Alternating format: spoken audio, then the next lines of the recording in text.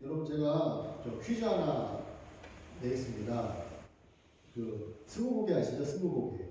제가 문장을 몇 가지 이렇게 말씀드리면 그 해당되는 그 답변을 해주시면 감사하겠습니다. 지금은 기호품으로 마시는데요.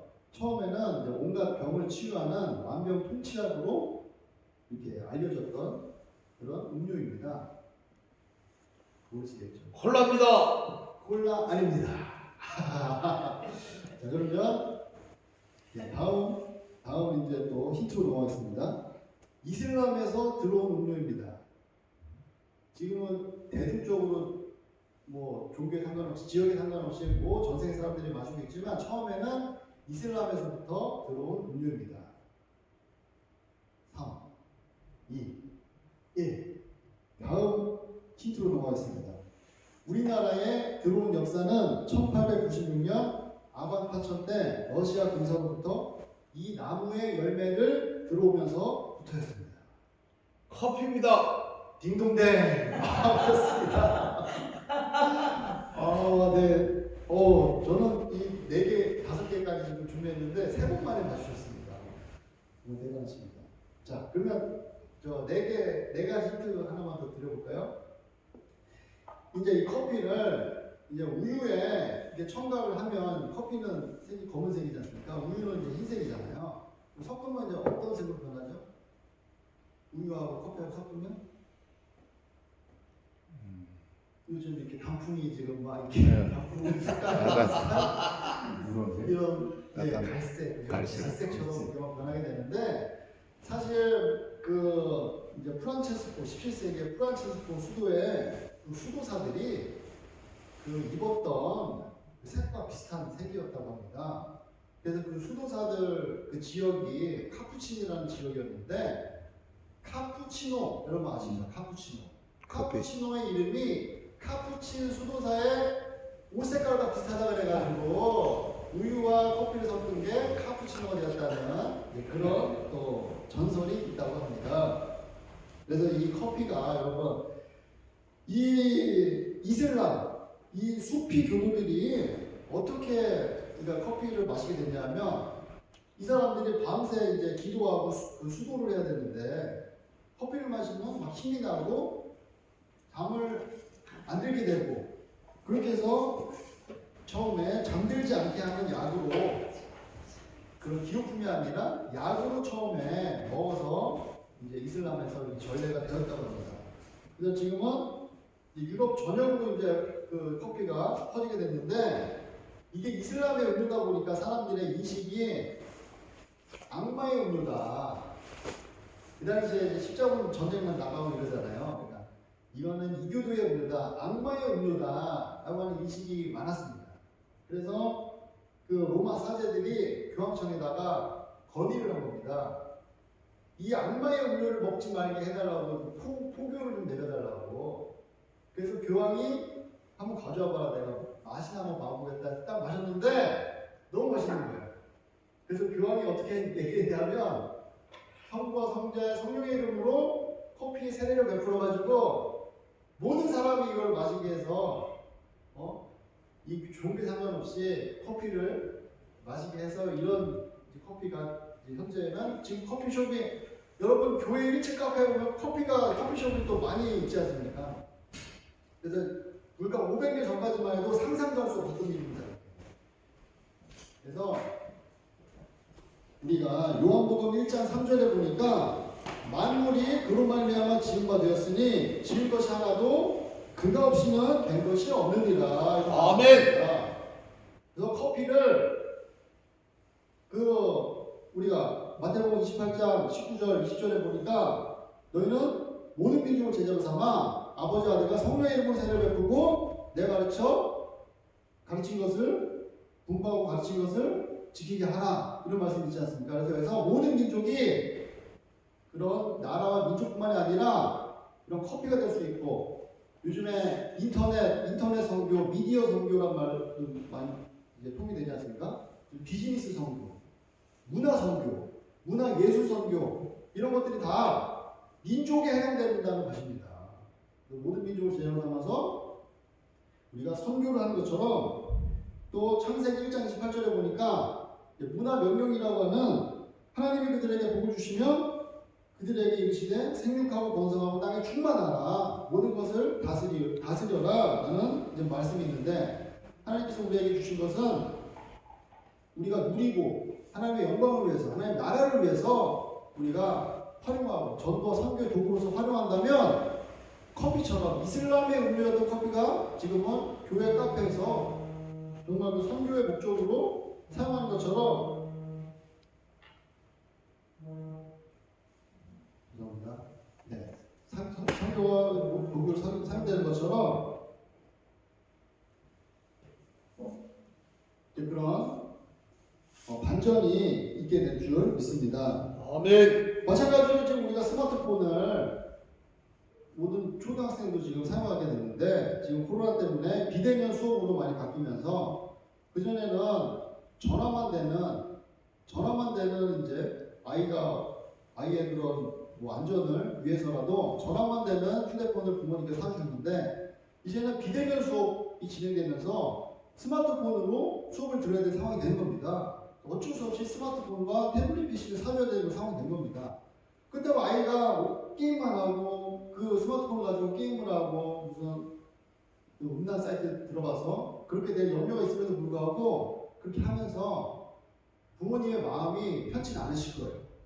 그런데 우리가 잊지 말아야 될 것은 아까 얘기했던 그 문화 명령처럼 이 스마트폰도 하나님의 선교의 도구로서 사용될 수가 있다. 불과 1년 전까지만 해도 온라인 그 비대면 예배가 이렇게 정말 진짜 필수가 돼버린 선택이 아닌 필수가 돼버린 이런 시대가 올 거라고 상상을 했겠습니까? 그래서 시편 90편 10절에 보니까 우리의 연수가 70이요 강건하면 80이라도 그 연수에 자라는 수고와 슬픔뿐이요 시속기간이 우리가 날아가나이다 이런 말씀이 있습니다. 과거에 노아 방주 이후에 우리 성도들은 900세 정말 그 긴 그런 수명을 가지고 장수를 했는데 그분들이 살았던 그분들의 그 삶의 어떤 그 질이나 삶의 그 경험의 패러다임과 지금 저희가 사는 이 경험의 어떤 그 다양성을 우리가 비교해 보면 우리 세대가 좀 더 다이나믹하고 다양한 경험을 하면서 그만큼 변화무쌍한 삶을 살고 있다라고 우리 생각합니다. 그래서 비록 우리가 70, 80을 살지만은 과거에 우리 선조들이 살았던 그 삶의 그 단조로운 그 삶보다는 지금은 변화무쌍한 삶이지만 그만큼 또 악의 세력이 그 음부의 권세가 역사하는 그런 시대이긴 하지만 그만큼 또 죄가 있는 곳에 하나님의 은혜가 더하고 또 하나님께서 역사하시는 그런 또 하나님께서 그런 또 섭리가 있으신 줄 믿습니다. 그래서 우리가 지금 뭐 저 같은 세대는 삐삐도 사용했었고 그 다음에 통화만 되는 그런 전화기도 사용했었고 무선 전화기 사용했었고 뭐 10년 전부터 이제 스마트폰이 나오기 시작했는데 이 요금제를 한번 살펴보면은 지금은 모든 기준이 이제 데이터 기준이잖아요. 그 데이터 뭐 1기가, 5기가 뭐 무제한에 따라서 이제 요금이 변화가 됐었는데 우리 예전에 그 전화 통화 그 전화기만 스마트폰 나오기 전에 그 요금은 무슨 무료 통화 뭐 100분, 200분 기준으로 해서 200분이 이제 다 사용하게 되면 무슨 뭐 1분당 얼마 이렇게 해서 요금이 책정되지 않았습니까? 이제 그 시대에 이제 통하던 제가 유머인데 잠깐 소개해드리고 합니다. 그래서 어느 날 교회 학교에서 그 또리가 이제 교회 학교 돌아와가지고 엄마한테 이제 질문을 한 겁니다. 엄마, 기도가 뭐예요? 그러니까 엄마가 하늘에 보내는 전화야. 그랬더니 또리가 뭐라 그러냐? 엄마, 그럼 밤에 기도하면 요금이 더 싼가요? 그렇게 얘기하게 된 겁니다. 그래서 옛날에 우리 그 요금제 생각하면 낮에는 좀 비싸고 주간 요금이 비싸고 밤에 요금은 좀 쌌던 이제 그런 시대에 통했던 이런 조건데요. 그래서 우리가 기도를 이제 딱 정의하면 기도는 주님과의 소통이다. 믿으시면 아멘 하시기 바랍니다. 아멘. 그 다음 주님은 어떤 분이십니까? 요한복음 1장 1절에 보니까 태초에 말씀이 계시니라. 아멘. 이 말씀이 하나님과 함께 계셨으니 이 말씀은 곧 하나님이시라. 이렇게 말씀하셨습니다. 아멘. 아멘. 또 요한복음 4장 24절에도 보니까 하나님은 영이시니 예배하는 자가 영과 진리로 예배할지니라. 아멘. 그래서 하나님은 말씀이자 영이신 그런 분이십니다. 그런 분께 우리가 소통하기 위해서는 어떻게 소통해야 되죠? 마찬가지로 말씀과 영으로 하나님과 소통해야 되는 줄 믿습니다. 아멘. 아멘. 그래서 지금 코로나로 인해서 지금 이 비대면 이 예배가 활성화되고 그 줌이라고 아시죠?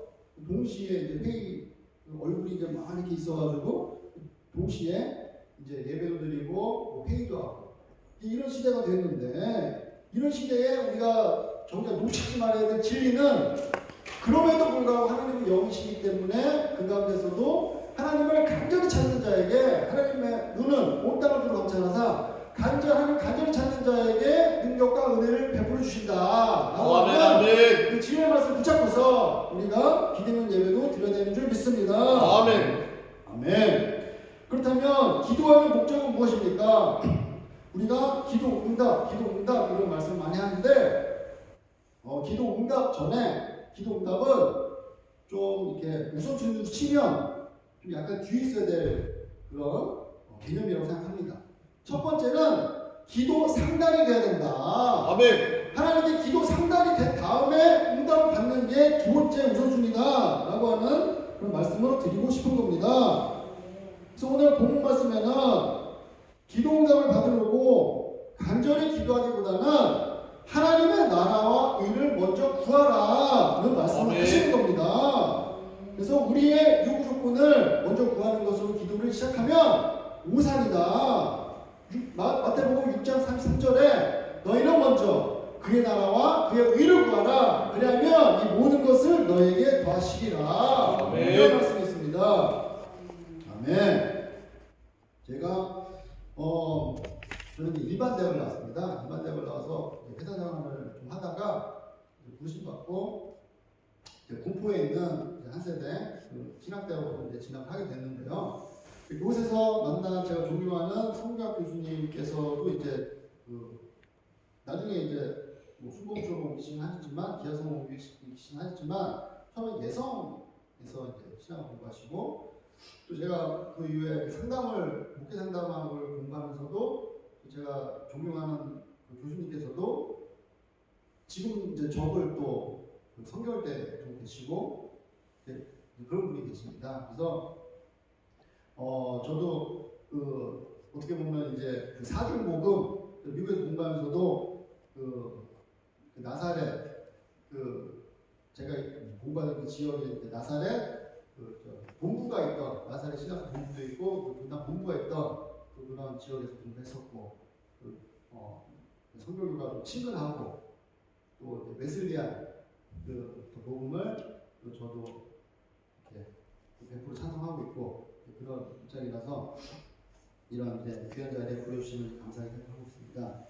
그래서 이제 제가 이제 직장 생활할 때 말씀 잠깐 드리면 저는 사람들 이렇게 만나고 좀 다양한 경험을 하고 싶어서 기술 영업을 이제 처음에 시작을 했는데 기술 영업을 하면서 이제 수습 기간이 끝나고 고객들을 이제 만나러 갔는데 미수금을 받아오는 겁니다. 그 외상을 미수금을 받아오는 겁니다. 그래서 저는 기술 영업은 이제 회사 대 회사 영업이다 보니까 보통 이제 어음 결제를 많이 하지 않습니까? 그래서 어음은 이제 덩치가 크니까 보통 뭐 이렇게 몇 개월씩 이렇게 묶어서 이제 계산을 하다 보니까 미수금이 있게 마련입니다. 외상이 있게 마련인데 보통 그 전에는 6개월치 외상을 이제 통용했던 그 회사의 규칙이 바뀌어서 제가 입사하고 난 다음에 3개월을 바뀌어버린 겁니다.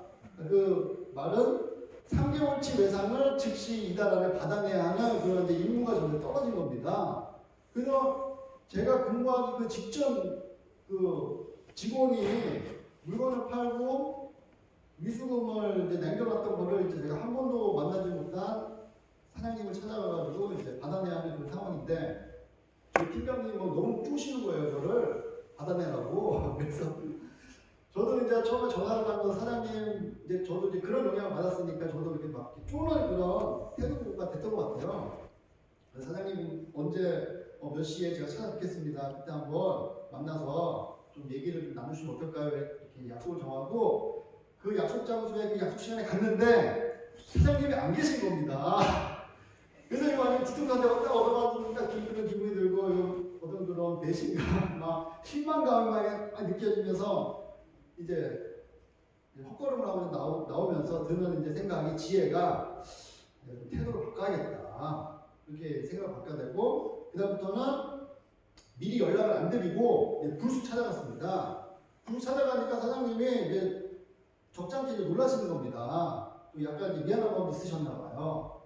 그래서 잠깐 앉으라 그래가지고 앉아서 미수금 얘기 제가 하나도 안 하고 이것도 영업이다. 미수금 받아는 물건 파는 게 영업이 아니라 이 미수금 받아야 게 영업이다 라고 생각하면서 사장님 요새 좀 건강 어떠세요? 요새 아드님 좀 어떠세요? 요새 사모님 건강 어떠세요? 요즘에 회사 좀 사업은 어떠세요? 이제 이런 이제 말씀을 드리게 됐어요. 이런 질문 드리게 되니까 사장님이 뭐 요즘에 뭐 골프를 뭐 일주일에 뭐 몇 번씩 치는데 뭐 맨날 이기고 온다 뭐 자랑하시고 아들놈이 뭐 미국 유학 가 있는데 돈 보내달라고 할 때만 연락하고 다른 때 연락을 안 한다. 그러면서 좀 섭섭하다. 이제 이런 막 속 사정으로 말씀하시는 거예요. 그래서 속으로 아니 골프 치실 돈을 있고 자녀분들 유학 보내실 돈을 있으면서 그 미수금은 해결 안 해주시니 뭐 이런 섭섭함은 있었지만 그래도 이제 포커페이스 딱 해가면서 딱 이제 면담을 마치고 이제 나오면서 마지막에 이제 한마디 한 거예요. 사장님 저도 이번 회사에서 너무 푸시가 들어와서 힘들어가지고 이번에 조금만 미수금 결제 부탁드리겠습니다. 한마디 딱 하고 나왔습니다. 그러고 난 다음에 며칠 있다가 회사 격리 직원한테 전화가 왔어요. 그분이 미수금 3개월을 해결해 주셨다. 그것도 현금으로 온라인으로 송금해 주셨다. 그래서 이제 이런 회사 생활 동안 저도 이제 귀한 경험을 이제 했다고 생각하는데요. 그래서 우리가 하나님의 자녀이지만은 자녀로서 하나님께서 우리가 하나님의 그 보혈의 피로 그 독생자들 예수를 우리의 죄 때문에 한 번의 영원한 제사를 우리 과거에 이제 우리가 앞으로 지을 죄까지 한 번의 영원한 제사를 드리시면서 우리를 속량해 주시고 구원해 주셨는데 그럼에도 불구하고 우리가 그런 은혜를 받았음에도 불구하고 하나님께 기도드릴 때는 하나님의 마음을 먼저 알아드리는 그런 자세가 필요하지 않을까라는 생각이 들었습니다. 아멘. 아멘. 그래서 그런 자세를 위해서 어떤 기도가 필요할까? 첫 번째 찬양입니다. 아멘. 찬양은 곡조인의 기도입니다. 아멘. 찬양을 대표적인 그 예배자로서 하나님께 쓰임받은 인물이 누구입니까? 바로 다윗인 것입니다. 다윗은 구약의 인물이지만은 그의 예배는 그 예배로 대표되는 다윗의 장막은 신약의 그 십자가 사건, 예수님의 십자가 사건을 예표한 그 모형이라고 보시면 됩니다. 그 시편 27편 4절에 보니까 내가 여호와께 바라는 한 가지 그것을 구하리니 곧 내가 내 평생에 여호와의 집에 살면서 여호와의 아름다움을 바라보며 그의 성전에서 사모하는 그것이라. 다윗의 한 가지 그 소원은 바로 하나님의 전에서 예배하는 것. 그게 바로 다윗의 소원이었던 것입니다. 그래서 그가 했던 것이 무엇입니까? 그 오베돔의 집에서 법궤를 가져와서 그 임시 거초인 그 다윗 장막에다가 법궤를 이제 안치두면서 다윗의 그 찬양대를 세우죠. 그 악사들과 그 예배하는 예배자들을 세워가지고 12명씩 24관을 조직해가지고 288명씩 악사는 4,000명씩 동원을 해서 역대상 26절 30절을 보니까 다윗이 아삽과 그 형제를 여호와의 언약궤 앞에 있게 하며 항상 24시간 365일 항상 그 궤 앞에서 섬기게 하되 날마다 그 일대로 하게 하였고 이렇게 되어 있습니다. 그래서 이 사람들이 했던 거는 그 구약의 모세 장막의 그 지성소와 성소를 구분했던 그 휘장을 다윗 장막에서 없애버렸던 것입니다. 다윗 장막을 그래서 바로 아까 얘기했던 그 십자가의 사건을 예표했다 그러는데 그 성소 그 휘장 그래서 지성소 성소 구분이 없는 겁니다. 그냥 바로 들어가면은 감사의 찬양의 제사를 드리면서 동물의 제사를 지낼 필요가 없는 것입니다. 예수 그리스도께서 한 번에 영원한 제사를 드렸기 때문에. 다윗이 그걸 계시로 받았기 때문에 그걸 없애버리고 신약의 예배를 드렸다. 그가 바로 다윗인 것입니다. 히브리서 13장 15절에 보니까 그러므로 우리는 예수로 말미암아 항상 찬송의 제사를 하나님께 드리자. 이는 그 이름을 증언하는 입술의 예배니라 이렇게 되어 있습니다. 동물의 제사가 아닌 찬양의 제사를 드림으로써 신약의 예배를 예표했던 그가 바로 다윗인 것입니다. 시편 100편 4절에도 보니까 감사함으로 그의 문에 들어가며 찬송함으로 그의 문명에 들어가서 그의 감사하며 그의 이름을 송축할지어다 이렇게 되어 있습니다. 그래서 지금 제가 지금 이제 엊그저께 새롭게 하셔서 CBS 프로그램을 보니까 개척교회 목사님이 뭐 대리운전, 택배기사 이런 일 하시면서 개척교회를 하시는 그런 프로그램을 봤습니다. 그분은 개척교회 하시면서 재정적으로 어려움도 있지만은 사람들을 만나기 위해서 복음을 전하기 위해서 사명을 가지고 대리운전 기사, 택배기사를 하시더라고요. 그래서 이제 온갖 모욕과 핍박과 이런 걸 당하시지만은 그 가운데서 하나님의 주신 은혜를 경험하시면서 대리기사 하시고 이런 그 간증을 제가 봤는데요. 제가 이제 그분과 빗댈 건 아니지만은 저도 이제 좀 더 어떤 그런 접촉점을 마련하기 위해서 외국인들 특히 이제 저는 외국 다문화 선교에 대한 마음이 있어서 양주에 한 대학교에서 외국인 유학생들을 대상으로 이제 강의 한국어 트랙으로 입학한 친구들이 아니고 영어 트랙으로 입학한 친구들 수업에서 교수님이 한국어로 강의를 하시면 저는 중간에서 영어로 통역하는 그런 주중에 그런 일을 하고 있습니다. 그래서 이제 저희 유학생 중에 많은 나라들이 있지만은 대다수가 이제 네팔에서 온 친구들입니다. 그래서 한 클래스에 20명, 25명 됐는데 네팔이 거의 90% 되는 그런 비율을 차지하고 있습니다. 그래서 이 친구들을 전도하기 위해서 제가 문화적인 접근도 하고 사회복지적인 접근도 하고 관광도 시켜주면서 일단 교회 같이 가자. 교회 끝나고 이제 거기서 밥 먹고 이후에 이제 관광 시켜주는 조건으로 이제 교회도 전도하고 이런 사역이라고 하면 사역을 하고 있는데 그 네팔 친구들의 그 문화를 살펴보니까 최근에 우리나라 추석처럼 이들의 그 민족 대명절인 그런 다샤인이라고 하는 그런 명절이 있더라고요. 근데 이 다샤인 명절 때 어떤 일을 하냐면 동물 제사를 지내더라고요. 그래서 양, 버팔로, 소는 이제 그들이 신으로 생각하는 동물이니까 양, 버팔로 이런 거를 잡아가지고 희생 제사를 동물 제사를 드리고서 그 동물 고기를 2주일 동안 동물 고기 일도 안 하면서 이제 일도 안 해야 되기 때문에 동물을 그만큼 많이 이제 잡는 겁니다. 그래서 동물을 잡고 그걸 피를 흘리고 그에 대한 속죄 개념이 아니고 신의 그 진노를 피하기 위한 그런 의식이더라고요.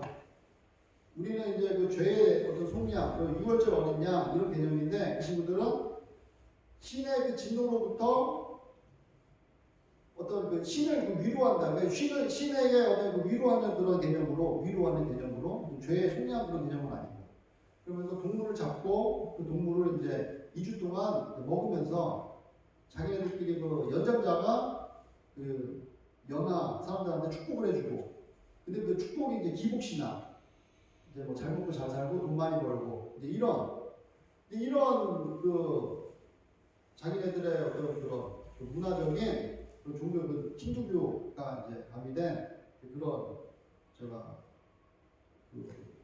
그런 이벤트를 최근에 본 적이 있는데요. 그래서 이들에게도 하나님의 어떤 은혜와 하나님의 선교의 선교 대상이다. 이들한테 그들이 지금 무지하고 목매하고 지금 눈이 지금 가려져가지고 그런 영적인 지리를 보지 못하고 있지만 이들에게도 그래서 저는 그런 행사를 할 때 제 마음이 좀 이렇게 다치는 그런 느낌을 경험했어요. 그죠? 교회에 이렇게 같이 와서 설교 듣게 하고 그랬는데 진짜 100% 다 축제에 참여하고 그 축제를 또 여기 이마에다가 빨간 거 힌두교들 바르는 거 있잖아요. 그걸 바르면서 그 연장자가 이렇게 축복을 해주는 거예요. 그런 행위를 봤을 때 좀 이렇게 번아웃이 되고 제가 몇 개월 동안 이 사역한 것이 좀 이게 뭐 밑빠지는데 물붓기였나 라고 하는 그런 실망감이 좀 엄습을 했는데 그럼에도 불구하고 다시 일어설 수 있었던 것은 하나님이 그 신실하신 하나님, 그리 아니하시던 신실하시고 언제나 선한 그 하나님을 신뢰하라는 그런 마음을 주기 때문에 다시 일어설 수 있었던 것 같습니다. 그리고 아까 이제 찬양과 곡조 있는 이제 기도인데, 창세기 11장 1절에 보니까 온 땅의 언어가 하나요, 말이 하나였더라. 이렇게 좀 말씀이 있습니다. 그래서 성읍과 탑을 건설하여서 그 탑 꼭대기를 하늘에 닿게 하여 우리 이름을 내고 온 지면에 흩어짐을 면하자. 이제 이런 말씀이 있습니다. 이게 바로 이제 바벨탑 사건인 거죠. 그래서 그전에는, 바벨탑 사건 이전에는 언어가 하나였는데, 자기 이름을 위해서 이 친구들이 사람들이 모여서 바벨탑을 쌓으면서 하나님께서 언어를 흩으셨던 거죠.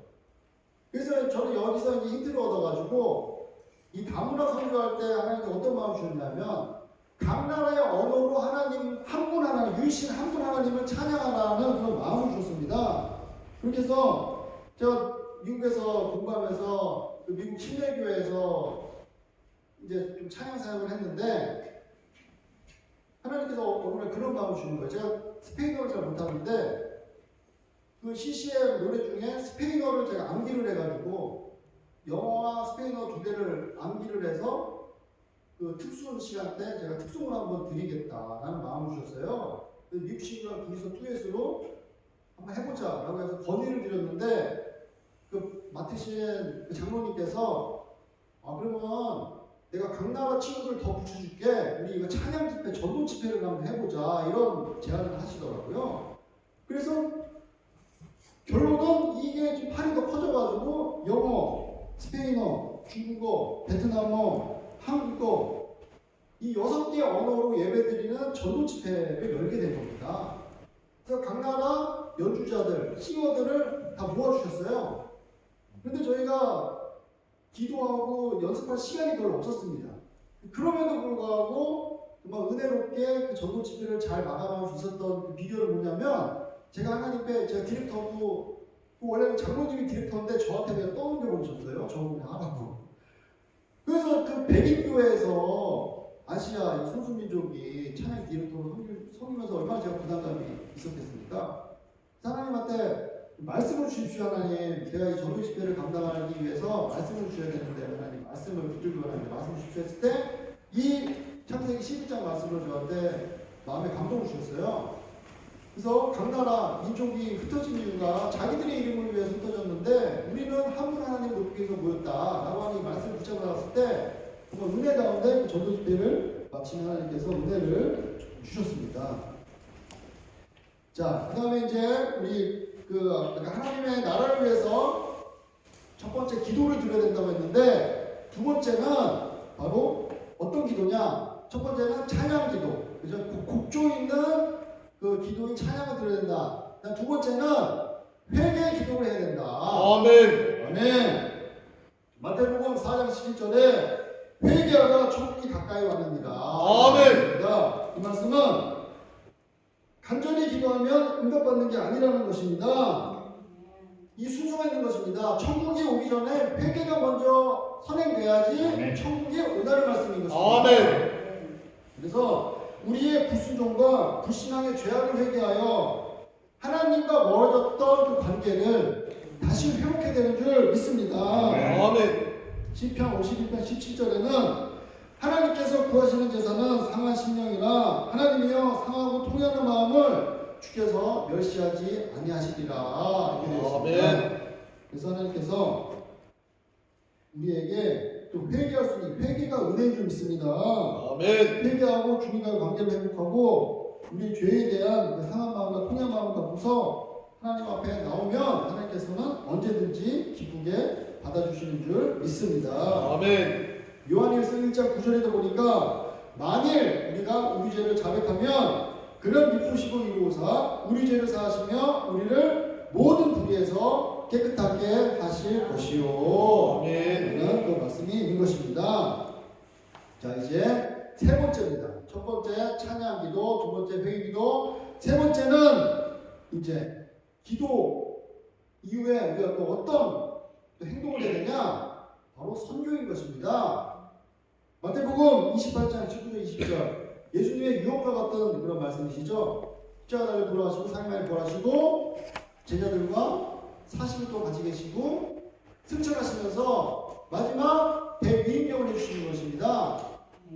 너희는 가서 모든 민족을 제자로 삼아 아버지와 아들과 성령의 이름으로 세례를 베풀고 내가 너희에게 분부한 모든 것을 가르쳐 지키게 하라. 그러니까 내가 세상 끝날까지 너희와 항상 함께 있으리라. 이런 말씀이었어요.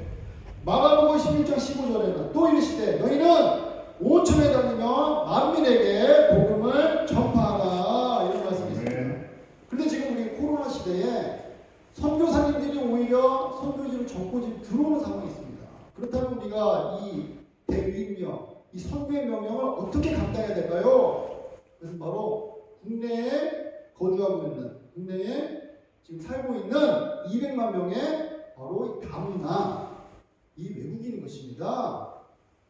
그래서 우리가 사도행전 1장 8절에도 보니까 오직 성령이 임하시면 너희가 권능을 받고 예루살렘과 유대와 사마리아 땅까지 내 증인이 되리라 하셨는데 여기서 예루살렘, 우리가 그 살고 있는 도시 예루살렘, 그죠? 유대, 우리나라, 그죠? 우리나라, 유대, 같은 문화권인 유대, 사마리아는 지금 피가 섞인 거죠. 북이스라엘이 그죠? 피가 섞인. 그래서 우리 지금 뭐 현 시대로 적용해 보면 조선족이 될 수 있겠고, 뭐 몽골, 고려인이 될 수 있겠고, 외모는 비슷하지만 문화는 약간 다른 그런 타문화권, 그런 이주민들이 될 수 있겠죠. 그 다음에 땅끝은 바로 열방인 것이죠. 열방. 자, 이런 우리나라에 지금 들어와 있는 이 외국인들, 200만 명의 외국인들이 국적이 정말 다양합니다. 아시아인들도 있고요, 유럽인들도 있고요, 미국인들도 있고요, 오세아니아 사람들도 있고요. 정말 지금 이 코로나 바이러스 때문에 이 뭐 항공편이 예전 같지는 않지만 그래도 그 2주 격리 기간을 감안하서라도 계속 지금 들어오고 있습니다. 지금 제가 있는 학교에서도 지금 다음 학기에 대기하고 있는 네팔 청년들이 100명입니다. 지금 현재 들어와 있는 학생이 50명인데 그 2배 이상의 지금 학생들이 지금 대기하고 있는 것입니다. 그래서 지금 전 세계 복음 수용률이 가장 높은 나라가 네팔입니다. 네팔이 이 무슬림 이 나라 이 사람들보다 전도하기 쉽습니다. 다문화 다 종교, 그러니까 힌두도 있고 불교도 있고 그 나라에 다 종교 나라이긴 하지만 이 사람들이 종교성이 있어서 되게 전도하기 복음 수용률이 높은 나라가 네팔인 것입니다. 그래서 지금 이 패러다임의 변화가 지금 있는 시기인 줄 믿습니다. 지금이 다문화 선교, 이 선교의 패러다임이 지금 우리나라에 지금 이 다문화 선교가 예전부터 다문화 선교를 하자, 다문화 선교를 해야 된다라고 하는 그렇게 외쳤던 분들이 많으시죠. 그 중에 한 분이 제가 아까 말씀드렸던 저 의사님이신 저희 그 MD 때 저희 선교 교수님께서도 저한테 그런 이제 가르침을 주셔서 저도 지금 그렇게 이 사역을 하고 있지만은 이 또 다문화 선교의 당위성을 우리가 또 성경에서 찾아볼 수 있는 것입니다. 골로새서 그 수신자가 골로새 교회죠. 사도 바울이 에베소 교회에서 만난 에바브로를 양육시키고 에바브로가 골로새 출신입니다. 그래서 사도 바울이 골로새를 한 번도 가지 않았지만은 에베소에서 만난 에바브로를 양육하고 전도해서 그를 파송함으로 인해서 이 사람을 통한 선교가 이루어졌다는 것입니다. 골로새서 1장 7절에 보니까 이와 같이 우리와 함께 종된 사랑하는 에바브로에게 너희가 배웠나니 그는 너희를 위한 그리스도의 신실한 일꾼이요 이렇게 되어 있습니다. 사도 바울이 인정한 이 사역자가 바로 에바브라고 에바브라를 통해서 골로새 교회에 그런 전도 선교를 했다는 것입니다.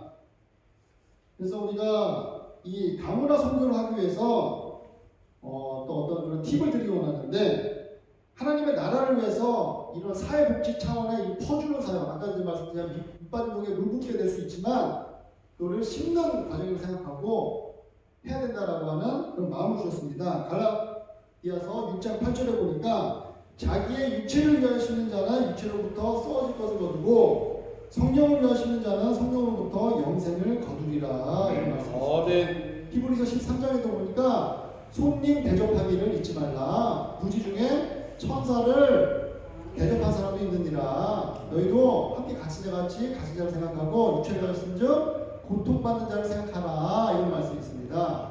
그래서 우리 다문화 그 가정 다문화 청소년, 다문화 청년들 제가 또 이제 상담을 하거든요. 서울시 그 이제 건강 회복 그 부서에서 이제 운영하는 그런 이제 프로젝트에 제가 상담사로서 이제 일주일에 세 번을 이제 만나서 상담을 하는데 그분들의 그 어떤 한국 사회로부터 받는 편견, 그런 차별 이런 것들이 저는 알지 못했지만 그들을 만나면서 가까이 대하면서 그분들의 상심이 크시겠구나. 그분들이 또한 한국 사회뿐만이 아니라 한국 교회로부터도 받는 그런 차별이 있구나라고 하는 그런 말씀을 제가 어제 들었거든요. 그래서 이분이 성가대도 하고 교회 생활을 열심히 했던 그런 분인데 그 사드 사태가 있은 다음부터 이제 교제하는 그 자리에서 그 장로님께서 너희 나라 사람들은 다 그러냐. 지금 사드 때문에 우리가 이렇게 고통당하는데 이게 투사를 하게 된 거죠. 말실수를 하게 됩니다.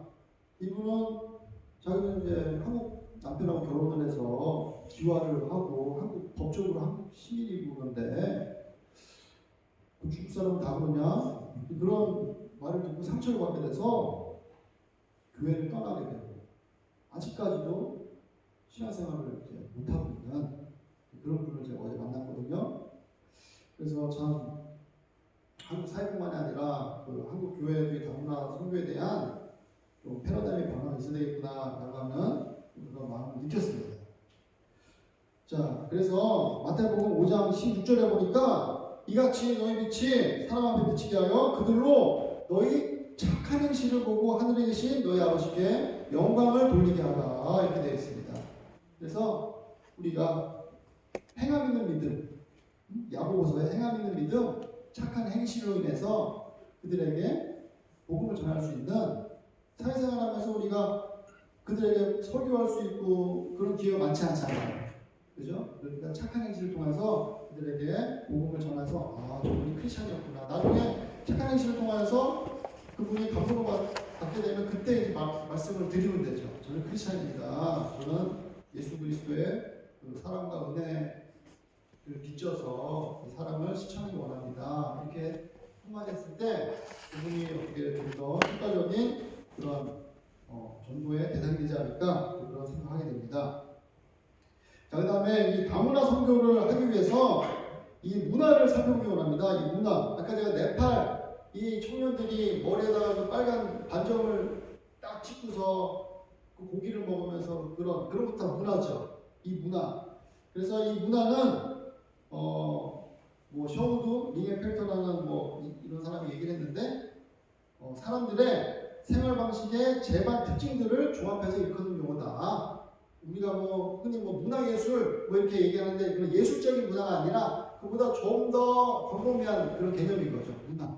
이 다문화를 우리가 섬길 때는 그 문화에 대한 이런 편견을 좀 내려놓고 우리가 좀 더 우월한 문화다라고 하는 그런 편견을 내려놓고 오직 예수 문화가 문화다. 예수 그리스도의 문화가 문화다. 이 성경의 가치관이 바로 참된 문화다라고 하는 그런 또 우리가 진리를 이렇게 딱 붙잡고 나가는 그런 그 자세가 있어야 되는 믿습니다. 그래서 이 선교사님들은 또 문화적으로 또 잘하는 또 그런 성향이 있습니다. 선교사님 이 음식을 또 선교사도 위라고 그러잖아요. 선교사 스토어. 그래가지고 어느 나라에 가서 어떤 음식을 먹어도 그걸 잘 소화시킬 수 있는 그런 선교사 위가 받침돼야 선교사님도 할 수 있는 그런 은혜가 있는 줄 믿습니다. 그래서 이 본 리처드슨이라고 하는 이런 선교사님이 있는데 이분이 1962년도에 전 세계에서 가장 난폭한 문화를 가진 뉴기니아의 식인종 그 사람들을 전도하기 위해서 그 섬에 들어갔습니다. 그래서 15년간 이제 사역을 하면서 어떤 역사가 일어났냐면 그 식인종들의 50% 이상이 개종해서 세례를 받고 회심하는 그런 사건이 있었는데 이 사람들이 정말 기적이라고 할 수 있죠. 이 식인종이 어떤 식인종이냐면 인육을 먹는 게 이 성인 의식을 통과하는 그 의례라고 생각을 하고 인육을 먹는 날에는 눈이 열려서 선과 악을 구별할 수 있다고 믿었던 사람들입니다. 그리고 이들은 배반이 미덕이고 노련한 기술로 여겼던 사람들입니다. 그러니까 배반하고 이 선교사님 뒤통수 치고 이런 사람들인데 그런 행위가 존경받는 그런 문화를 가졌던 사람들입니다. 그런 사람들을 15년 만에 그렇게 회심할 수 있었던 것은 뭐냐 하면 이분이 어떤 진리를 깨달았냐면 이게 화해의 아이라는 그 책에 나오는 내용인데 하나님께서 모든 문화 속에 구속의 유비를 만들어 놓으셨다. 그래서 선교적 용어로 치면은 구속적 유비라는 이런 말씀을 처음에 주장하셨는데 모든 문화에는 예수 그리스도를 주로 받아들일 수 있는 그런 문화의 소재가 있다. 그 소재를 발견해서 그거를 말씀의 가치관으로 연결시키는 것이 바로 선교사의 사명이고 그게 바로 의무다라고 이제 주장을 하는 겁니다. 그래서 이 인육을 먹는 이 정말 말도 안 되는 이 문화를 가진 사람들한테 구속적 유비를 발견해가지고 그것을 활용함으로써 문화적 접근을 통해서 그들을 회심시켰던 것이죠. 그래서 그들에게 또 언어에 맞는 알파벳을 만들었고 또 읽기를 가르치셨고 신약 성경 전체를 또 번역을 하셨습니다. 그래서 우리가 이 다문화 선교함에 있어서 이 구속적 유비를 발견해서 그 민족을 그 나라 그 사람들을 우리가 변화시켜야 된다라는 그런 마음을 주셨습니다. 디모데후서 4장 2절에 보니까 너는 말씀을 전파하라 때를 얻든지 묻든지 항상 힘쓰라 범사의 오래 참음과 가르침으로 경책하며 경계하며 권하라 이런 말씀이 있습니다. 그래서 아까 밑바닥에 물 붓길 수 있지만은 때를 얻든지 묻든지 우리가 복음을 전파하고 이런 구속적 유비를 발견하기 위해서 하나님께 매달리고 하나님께 지혜를 구하면서 나아가면 하나님께서 언젠가는 합당한 열매를 맺게 해주실 줄 믿습니다.